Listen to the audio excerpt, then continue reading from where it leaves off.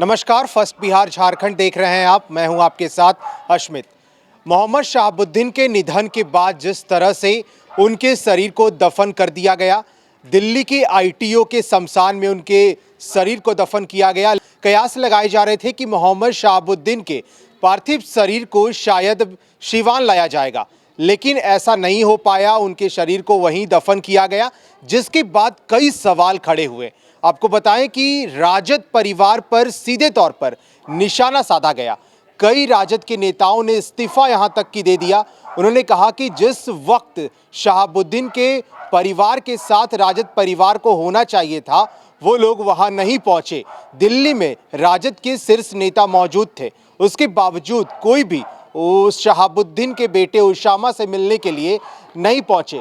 लेकिन अब जो तस्वीर निकल के आ रही है, आपको बता दें, सिवान जाप सुप्रीमो पप्पू यादव, जो लगातार इन दिनों कोरोना महामारी में जनता की सेवा के लिए लगे हुए हैं, वो आज सिवान पहुंचे और मोहम्मद शहाबुद्दीन के बेटे उसामा से मुलाकात की है। देखिए किस तरह से इन तस्वीर में दिखा रहे हैं आपको कि जाप सुप्रीमो पप्पू यादव जब आज सिवान पहुंचे तो उन्होंने शहाबुद्दीन के बेटे उसामा से मिल करके सांत्वना दी है। और साथ ही आपको बता दें कि रमजान का आज अलविदा जुम्मा है और इसमें इफ्तार करते हुए भी पप्पू यादव शहाबुद्दीन के बेटे उसामा के साथ दिखते नजर आ रहे हैं। साफ तौर पे जिस तरह से लगातार यह सवाल उठे कि आखिर शहाबुद्दीन का जब निधन हुआ तो राजद के शीर्ष नेता दिल्ली में मौजूद थे, और क्यों आखिर राजद का कोई भी शीर्ष नेतृत्व वाला नेता वहां नहीं पहुंचता है और उसामा जो शहाबुद्दीन के बेटे हैं उनसे मुलाकात नहीं की जाती है, और कई इस्तीफा सामने आने लगा। तो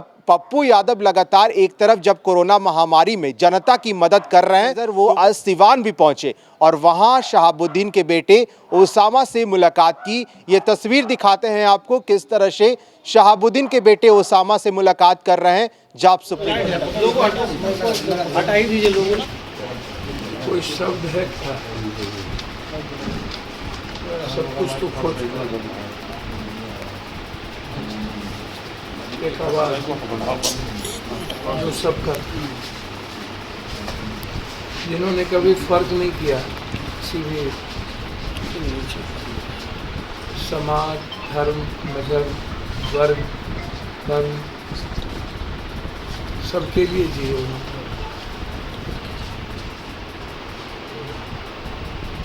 एक गंभीर और वैचारिक इंसान जो हमेशा अपने वसूल पर कायम,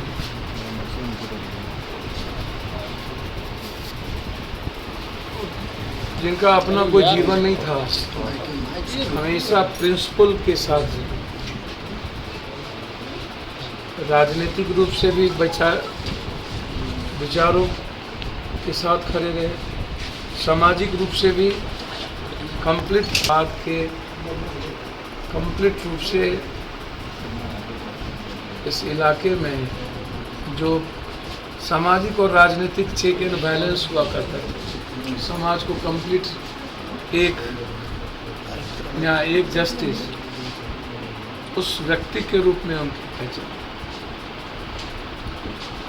अलग बात है, बहुत सारी घटनाएं, बहुत सारी राजनीतिक प्रतिक्रियाएं,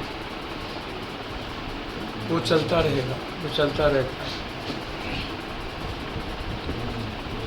जो लोग जीते हैं दूसरों के लिए, कई तरह की आलोचनाएं होती हैं, लेकिन मैं व्यक्तिगत रूप से कह सकता हूँ, एक साथ एमएलए बने,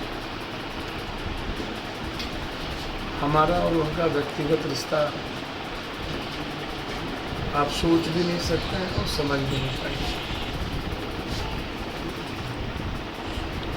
मैंने व्यक्तिगत रूप से क्या खोया है उसका अंदाज़ा नहीं, और मुझे लगता है कि सिवान के घर घर के लोगों ने अपने बेटे को खोया, एक सेवक को खोया, एक परिवार को खोया, एक रिश्ते को खोया। सपना ही सिवान का समाप्त हुआ। उम्मीदें आने वाली पीढ़ियों की समाप्त हो गई।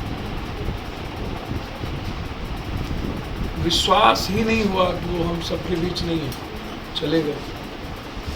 कहीं नहीं।